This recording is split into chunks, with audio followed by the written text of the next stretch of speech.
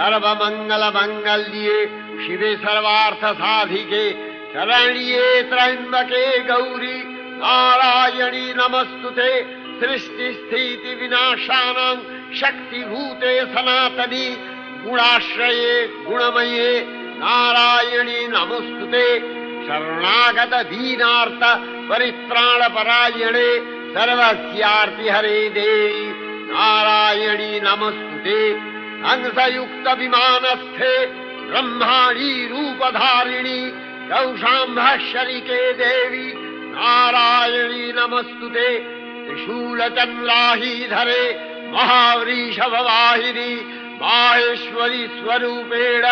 नारायणी नमस्तुते मयूरकुक्कुटवृते महाशक्तिधरे नघे कौमारी रूपसंस्थाने नारायणी नमस्तुते शंख